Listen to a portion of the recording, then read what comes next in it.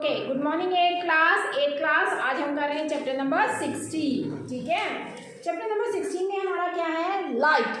तो लाइट बेटा, source of light, main source of light हमारा क्या होता है, सन। मेन सोर्स ऑफ लाइट हमारा क्या है, सन। और जो जैसे हमारे घर में है ट्यूबलाइट्स है, लाइट है, टॉर्च है, ये सब हमारे सोर्सेस ऑफ लाइट हैं। लाइट के लिए आपकी जो इस चैप्टर में बताया गया है, सो अब स्टूडेंट रीडिंग करेगा, तो रीड कीजिए।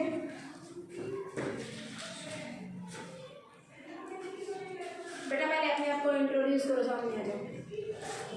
My name is Harsh. I am in 8th class. अच्छे से। I am today reading chapter number 16, light, page number 199. Right. The world is largely known through the senses. The sense of sight is one of the most important senses. Through it we see mountains, rivers, trees, plants, chairs, people, and so many other things around us. We also see clouds. हमारे आसपास है, हमें दिखाई देती है। वो क्यों दिखाई दे रही है? क्योंकि हमें हमारे आसपास क्या है, लाइट है। तो हमें कुछ भी जो दिखाई देता है लाइट में ही दिखाई देता है, अदरवाइज हम नहीं देख सकते। पढ़िए बेटा। We also see clouds, rainbows, and birds flying in the sky. At night we see the moon and the stars. You are able to see the words and sentences. Okay, light के साथ साथ आप दिन में तो बहुत सारी चीजें देख लेते हैं, लेकिन रात को लाइट की सिर्फ लाइटेड ऑब्जेक्ट जिस पे लाइट आ रही है, किस में से लाइट आ रही है, स्टार्स में से, मून में से, जिनमें से लाइट आ रही है आप वो देख सकते हैं। पढ़िए बेटा। You are able to see the words and sentences printed on this page. How is seeing made possible? What makes things visible? Have you ever thought how we see various objects? You may say that I see the objects, but can you see an object in the dark? It means that eyes object आप alone. देख सकते हैं क्या? Dark में भी देखते हैं। बिल्कुल अंधेरे में आपको अगर खड़ा कर दिया जाए किसी अननोन प्लेस पे, नोन प्लेस पे तो पता होता है कि ये चीज यहाँ रखी है, ये है, वहां पे आप चाहे जा सकते हैं, लेकिन अननोन प्लेस पे बिल्कुल डार्क जगह पे आपको खड़ा करा जाएगा तो क्या आप जा सकते हैं? नहीं, क्योंकि जब आपको कुछ दिखेगा ही नहीं, कुछ पता ही नहीं है, तो आप कहाँ जाएंगे? पढ़िए बेटा, आगे बढ़िए। It means that eyes alone cannot see any object. It is only when light from an object enters our eyes that we see the object. The light may have been emitted by the object or may have been reflected by it. You have learned in class 7 that a polished or a shiny surface can act as a mirror. A mirror changes the direction of light that falls on it. Can you tell in which direction the light falling on a surface will be reflected? Let us find out. Okay, तो बेटा हमें जो दिखाई देता है, what makes the things visible, हम visible किस तरह से हो किसी चीज़ को कर सकते हैं। तो आप विजिबल किस तरह से करेंगे? लाइट के थ्रू आप थिंग्स को विजिबल कर सकते हैं, लेकिन उसके साथ साथ आपका क्या होना चाहिए, लाइट तो हो, लेकिन आपको एक ये ग्लास है, ग्लास में से देखने के लिए बोला जाएगा शीशे में से आर पार दिख जाएगा, आप अपने आप को नहीं देख पाओगे, नहीं देख पाते ना। तो उसके लिए पीछे क्या होना चाहिए, एक ऑब्जेक्ट ऐसा होना चाहिए जो सरफेस कैसी हो, ट्रांसपेरेंट नहीं हो। जैसे ये दीवार है, ट्रांसपेरेंट नहीं है, तो इस अगर हम हमारे पीछे ट्रांसपेरेंट ऑब्जेक्ट नहीं होगी तो हम देख पाएंगे अपनी मतलब परछाई को, हमारी क्या बनती है उसके पीछे, परछाई बन जाएगी, और लाइट में हम एक दूसरे को देख सकते हैं। अब शीशा है, मिरर है, मिरर में क्या होता है, पॉलिश है उसमें, तो हम अपनी परछाई और अपने आप को सेम देख पाते हैं। नेक्स्ट आता है आपका laws of reflection. Laws of reflection क्या है, इंसिडेंट रे और reflected ray lie on the same plane is known as laws of reflection। जो इंसिडेंट रे होती है, जो लाइट होती है, आती है लाइट के पास से और रिफ्लेक्ट होके वापस जाती है, जब वो सेम हो जाती हैं, इसके पॉइंट में वो सेम भी हो सकती हैं और वो मोस्टली क्या होती हैं, ये सेम ही होती हैं। The ray of light is an in idealizations. In the reality we have a narrow beam of light which is made up of several rays. Okay, so angle of incident is always angle of reflection। एक ये mirror, एक polish transparent mirror है, ये जब ऐसे मैंने show कर दिया यानी कि एक शीशा है, मिरर पॉलिश है उसमें। आप एक लाइट इससे जाके टकराई, ठीक है, जाके टकराई और वो टकरा के हमेशा वापस आती है शीशे से, तो ये टकरा के वापस आ गई। तो जो ये एंगल बना है ये वाला, और इसको बीच में से डिवाइड कर देते हैं, डिवाइड कर दिया, ठीक है। ये वाला एंगल ऑफ इंसिडेंट और ये एंगल ऑफ रिफ्लेक्शन, ये रिफ्लेक्ट होके वापस आई ना, ये गई है तो एंगल ऑफ, ये इसको इंसिडेंट रे बोलेंगे, जो जाती है टकराती है उसको इंसिडेंट रे, टकरा के वापस आई है तो रिफ्लेक्टेड रे। लेकिन यहाँ पे क्या है, ये एंगल भी बना दिया, तो ये एंगल ऑफ इंसिडेंट और ये एंगल ऑफ रिफ्लेक्शन।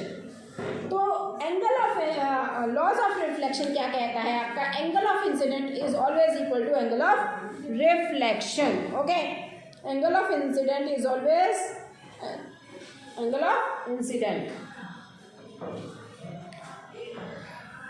ओके, ये आपका क्या था, लॉज ऑफ रिफ्लेक्शन। देखिए यहाँ पे पॉइंट में मार्कआउट कीजिए, एंगल इंसिडेंट को एंगल आई बोला जाता है, इसको आई बोलेंगे, इसको आर, तो ये angle of incident is equal to I और angle of reflection is equal to angle R, ठीक है। अब आ जाइए आपका पेज नंबर 200 पे, देखिए angle of incident always equal to the angle of reflection. ये क्या कहलाता है आपका, लॉज ऑफ रिफ्लेक्शन। डेफिनेशन बनती है, what is laws of reflection, question भी बनता है ये, what is laws of reflection. Laws of reflection क्या है, angle of incident is always equal to angle of reflection. Okay, हमेशा इक्वल ही होंगे, ये जो टकराएगी जितनी एंगल पे उतने ही एंगल पे टकरा के वो वापस आती है, तो ये हमेशा इक्वल होती है। इक्वल नहीं होगी तो इट मीन्स ये लॉ आपका गलत बन गया, पर ऐसा नहीं है। लॉ यही कहता है कि हमेशा ये इक्वल होता है, angle of incident is always equal to angle of reflection. Okay, come to the point. The incident ray, the normal ray and the pointed incident and the reflected ray all lie in the same plane. First point तो ये हो गया कि angle of incident, laws of reflection में first point तो ये हो गया कि एंगल ऑफ इंसिडेंट और angle of reflection always equal. First point, दो पॉइंट होते हैं लॉज ऑफ रिफ्लेक्शन के। सेकेंड पॉइंट ये हो गया, देखिए क्या होगा, नॉर्मल रे, रिफ्लेक्टेड रे, और ये तो नॉर्मल रे हो गई, ये बीच वाली रे कौन सी कहलाएगी आपकी, नॉर्मल रे, incident ray, reflected ray, all lie in the same plane. Second point में ये आता है कि all lie in the same plane, एक ही प्लेन पे तो आ रही है सारी, एक ही प्लेन से तो बन रही है, अलग अलग प्लेन से तो नहीं बन रही, मतलब एक ही पॉइंट से तो बन रही है सारी, तो all lie in the same plane. Clear हो गया पॉइंट। ओके, तो ये है लॉज ऑफ रिफ्लेक्शन। फर्स्ट इसमें दो पॉइंट होते हैं, angle of incident is always equal to angle of reflection, और angle of incident, angle of sorry reflected ray, normal ray और incident ray all lie in the same plane. दो point आते हैं इसकी लॉज ऑफ रिफ्लेक्शन में। Clear हो गया। Okay, ये आपका 201 पेज पे है ये। The incident ray, the normal at the point of incident and the reflected ray at lie in the same plane. Second point. Clear? आप ये सारा मैंने आपको क्लियर कर दिया एक ही बारी में। हो गया सबको क्लियर कि तीनों एक ही प्लेन पे आ रही हैं, मतलब एक ही पॉइंट पे से निकल के आ रही हैं। अलग अलग ये तो नहीं है कि ये यहाँ से आ रही है, ये वहाँ से जा रही है, ऐसा तो नहीं, एक ही उस पर आ रही है और लाई इन द सेम प्लेन। अब आता है नेक्स्ट आपका पेज नंबर, आप आ जाइए, ट्रांसवर्सल इन्वेंशंस। ट्रांसवर्सल निकालिए पेज नंबर 202 पे। लेटरल इन्वेंशंस देखिए, recall that in an image reform by a mirror से आपको सभी को पता है कि इमेज बनती है, ठीक है। Reform by a mirror that left of the object appears on the right and right appears on the left, this is known as lateral inversions. आप शीशे में जो चीज़ देखते हैं, जो राइट आपका, आप ये राइट उठाएंगे पर शीशे में आपका कौन सा हाथ उठेगा, लेफ्ट। आप लेफ्ट उठाएंगे, शीशे में आपका ये कौन सा दिखेगा, राइट। या आप कुछ लिख के देखेंगे, एम्बुलेंस होता है हमेशा उल्टा लिखे होते हैं उस पे वर्ड्स, और उसको वैसे देखेंगे तो ठीक दिखेगा, मतलब शीशे में देखेंगे सीधे दिखेंगे, वैसे उल्टे होते हैं, या वैसे सीधे होंगे तो शीशे में उल्टे दिखेंगे। नॉर्मली वर्ड्स भी देख लीजिए, आप अपनी बुक उठा के देखिए, कोई भी चीज़ लिख के मोटा मोटा लिख के देख लीजिए, अपना नाम ही मोटा मोटा लिख के उसको शीशे में देखेंगे उल्टा दिखेगा। तो ये आप जो है राइट है लेफ्ट में दिखता है, लेफ्ट है राइट में दिखता है, या उल्टा दिखता है, तो उसको बोला जाता है लेटरल इन्वर्जन।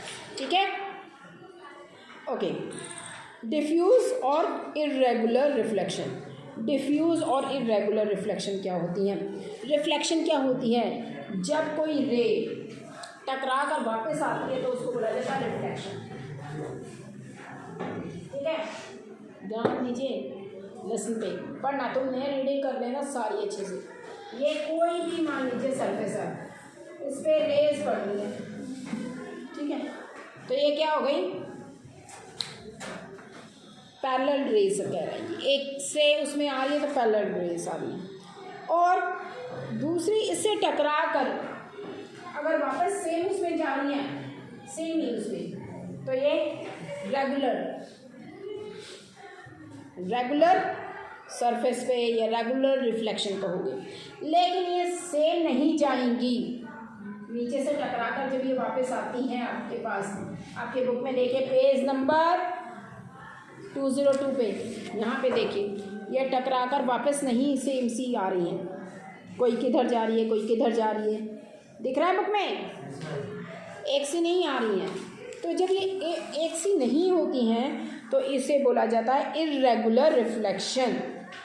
ठीक है, rays reflected from irregular surface. Irregular surface से आ रही है तुम्हारी, अलग अलग रेज आ रही हैं, तो इसको इर्रेगुलर सरफेस रिफ्लेक्शन बोला जाता है, इर्रेगुलर रिफ्लेक्शन, या फिर डिफ्यूज रिफ्लेक्शन भी कह सकते हैं इसी को। इर्रेगुलर रिफ्लेक्शन को ही डिफ्यूज रिफ्लेक्शन बोलते हैं। क्लियर हो गया बात ये सभी को? ओके। रेगुलर में बिल्कुल देखो, ये नेक्स्ट इसके नीचे मैंने बताया था, जैसे वो गई वैसे सेम उसमें वापस आ रही है तो रेगुलर हो गई, जब ये सेम में वापस नहीं आ रही तो इर्रेगुलर और डिफ्यूज रिफ्लेक्शन बोला जाता है। क्लियर हो गया ना बेटा? क्लियर आपको? अब आता है reflected light can be reflected again. एक लाइट आपकी रिफ्लेक्ट हो गई है, वो ये नहीं कि दोबारा रिफ्लेक्ट नहीं हुई, फिर से भी रिफ्लेक्ट हो जाती है।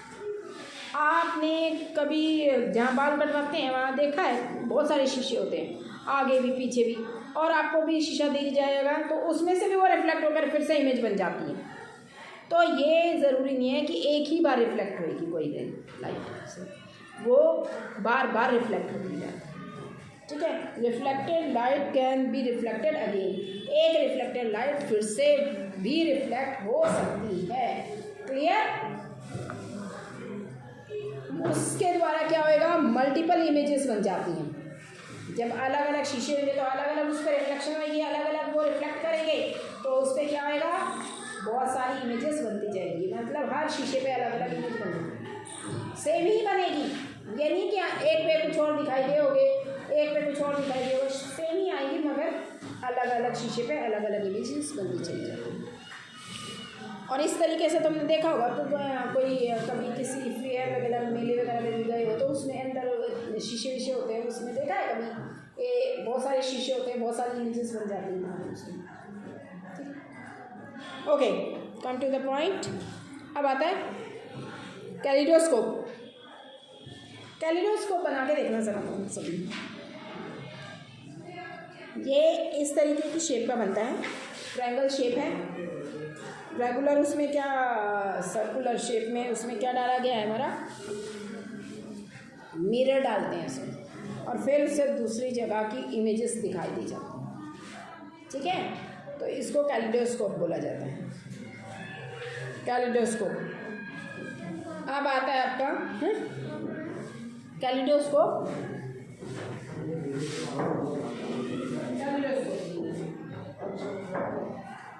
ठीक है, जो आपको छोटी से छोटी चीज़ को भी देख सकते हैं घुमा के, तो वो जो है आपका कैलिडोस्कोप बन जाता है। उसके बाद आता है आपका नेक्स्ट सनलाइट। वाइट लाइट और अ कलरफुल। सनलाइट में आप अभी फिलहाल लाइट देखोगे तो कैसी लाइट है, वाइट लाइट दिखाई देती है। जो हमारी सनलाइट आ रही है ना, सन से लाइट आती है हमारे पास, वाइट लाइट आती है, हम ये कहेंगे वाइट लाइट। आप सर्कल में एक वो काट लीजिए, बोर्ड काट लीजिए पतला सा, और उसको 7 कलर्स में डिवाइड कर दीजिए अलग अलग, और उसको जोर से घुमाएं तो उसमें भी आपको क्या होगा, वाइट ही कलर में दिखाई देगा। तो इसका मतलब हमारे सन में से जो रेज आती हैं वो सिर्फ वाइट नहीं होती, आप स्केल से देखोगे ना उसको तो उसमें 7 कलर्स दिखाई देंगे। रेनबो का भी बनता है तो उसमें 7 कलर्स होते हैं, तो ये कलरफुल होती हैं। लेकिन हमारे पास जब आती हैं तो ये किस तरह की रेज हमें दिखाई देगी, सिर्फ वाइट लाइट में ही कर देती है। लेकिन ये वाइट लाइट नहीं होती, इसमें बहुत सारे कलर्स मिक्स होते हैं, 7 कलर्स, जिसको विप्रो बोला जाता है। विप्रो वाइट लाइट नहीं होती है, विप्रो में 7 कलर्स होते हैं। क्या कह रहे हो, जोर से बोलो, बोलो जोर से बोलो, जो भी पूछना है तो जोर से पूछो।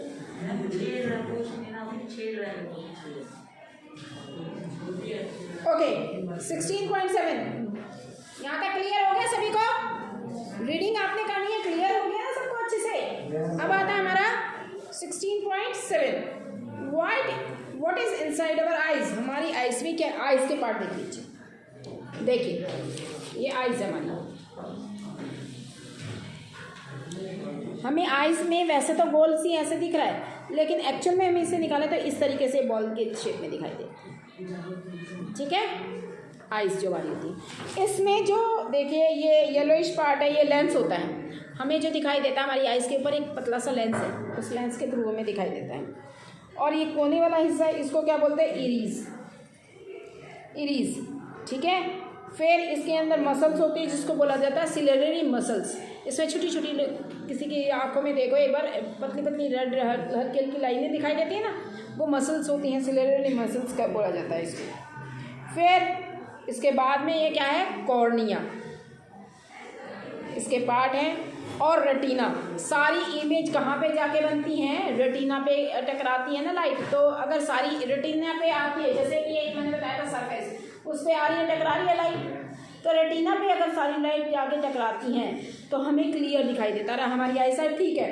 अगर रेटिना से आगे या पीछे जाके टकराती हैं तो हमारी आई साइट वीक हो जाती है, या फिर उसमें कुछ कमी आ जाती है। किसी को दूर का दिखता है, किसी को पास का दिखता है, तो वो क्यों, क्योंकि रेटिना पे इमेज ठीक से नहीं बन पा रही है, ठीक है, इसलिए। तो कॉर्निया क्या है, ये इसके पार्ट्स हैं। इरीज, इरीज का काम क्या है, dark muscular surface called iris. In the iris there is a small opening called the pupil. इसके अंदर एक छोटा सा ओपनिंग है इरीज में। ये ब्लैक ब्लैक है ना हमारा, इस ब्लैक में एक छोटा सा और पार्ट है जिसको प्यूपल बोला जाता है। एक छोटा सा आँख के अंदर और छोटा सा पार्ट है, उसको pupil. It control by the iris, और ये कंट्रोल होता है इरीज के द्वारा कंट्रोल किया जाता है। The iris is the part of the eyes which gives it to the distinguish colour. और कलर्स में आप डिस्टिंग्विश कर लेते हो ना, आपको रेड रेड दिखाई देता है, ब्लू ब्लू, जैसा भी ये कलर को आप बता देते हो, वो इरीज के थ्रू आप डिस्टिंग्विश कर पाते हो। अदरवाइज अगर इरीज में प्रॉब्लम हो जाती है तो कलर में आप उसको कलर ब्लाइंडनेस हो जाता है। कलर ब्लाइंडनेस यानी कि वो कलर में डिफ्रेंशिएट नहीं कर सकता कौन सा, उसको रेड ब्लू दिखाई देगा, दूसरा दूसरा कलर, वो ढंग से नहीं देख पाते, कलर्स को डिफाइन नहीं कर पाएंगे। Okay, cones. इसके बाद आते हैं हमारे the iris is the part of eye we give the distinguish colour when we say that person have green eyes we refer actually the colour of the iris. और जो हम कहेंगे ना किसी पर्सन की आइज ब्लू है या green है, वो आइज ब्लू ग्रीन नहीं होती, उसके इरीज का कलर, ये ब्लैक वाला हिस्सा वाला इरीज है, इरीज का कलर चेंज होता है सिर्फ, ठीक है। The iris control the amount of light entering to the eyes. और जो लाइट आपकी आंखों में पड़ रही है, एकदम तेज लाइट में आप आंखें बंद कर लेते हो, ठीक है, और अंधेरे में आंखें एकदम से और बड़ी खोलने की कोशिश करते कि हमें दिख जाए, वो सारी कंट्रोल किसके द्वारा होता है, इरीज करता है कंट्रोल हमारी आँख के अंदर। ओके, रेटिना, रेटिना पे क्या होता है, the lens focus light on the back of the eyes on the layer called the retina. Retina होता है आँख के अंदर, और इस रेटिना पे सारी लाइट फोकस होती है। तो फोकस अगर सारी यहाँ पे फोकस होगी तो हमें क्लियरली दिखाई देगा। अगर यहाँ पे फोकस नहीं होगी, दूर फोकस होएंगी या पास फोकस होएंगी, तो हमें आँखों में प्रॉब्लम हो जाएगी। कंट्रोल सेवरल नर्वस सेल्स, इसकी रेटिना में बहुत सारे नर्वस सेल्स हैं, ठीक है। Sensation felt in the nervous cells are then transmitted to the brain. हमारी आँखों में जो भी दिखाई देता है फटाफट मैसेज जा रहा है, वो नर्व सेल्स इसके साथ अटैच होते हैं। वो नर्व सेल दिमाग में मैसेज भेजते हैं, दिमाग वापस मैसेज हमें देता है, तब हमें दिखाई देता है। ओके, लेट्स सी बेटा, आगे बस थोड़ा सा और है और इसी के साथ हमारा चैप्टर हो जाता है, तो इसको देख लीजिए। इसके बाद है आँखों की देखभाल वगैरह कैसे की जा सकती है। आँखों को ज़्यादा तेज़ लाइट में नहीं जाना देखना चाहिए डायरेक्टली आँखों को, जैसे सन को नहीं देखना चाहिए डायरेक्टली एकदम से, क्योंकि आँखों में इससे नुकसान पहुँचता है। दूसरा, क्या करना नहीं चाहिए आँखों में, आँखों को अच्छे से धोना चाहिए, और बार बार आँखों को गंदे हाथों को भी आँखों में नहीं लगाना चाहिए।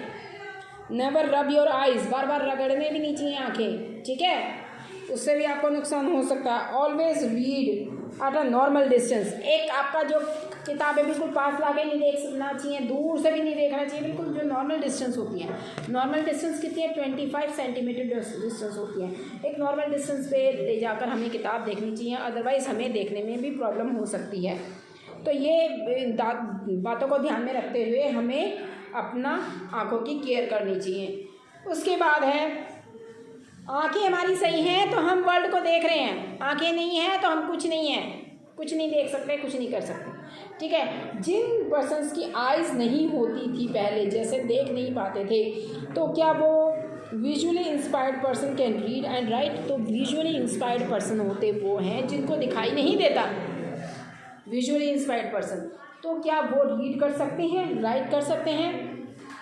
नॉर्मली रीड राइट नहीं कर सकते, लेकिन उनको ट्रेनिंग दी जाती है, तो उनकी अलग पढ़ाई होती है जो ब्रेल सिस्टम बोला जाता है, इनको बोला जाता है ब्रेल सिस्टम। तो ये ब्रेल ने सिस्टम करा था। जो बुक होती है ना इनकी ऐसी नहीं होती, उनमें वर्ड्स जो होते हैं थोड़े से उठे उठे होते हैं, तो वो ऐसे से टच करके बता देते हैं कि क्या है, वो पढ़ के बता देते हैं। तो इस सिस्टम को ब्रेल सिस्टम बोला जाता है, और ये किस साइंटिस्ट ने इसको डिस्कवर किया था? ब्रेल ने, तो उन्हीं के नाम पे ब्रेल सिस्टम रखा गया, ठीक है। तो इसी के साथ हमारा ये चैप्टर फिनिश हो जाता है। आप पूरे चैप्टर के अच्छे से रीडिंग करेंगे, हम कल नेक्स्ट क्लास में आगे करेंगे। Till then bye all of you students.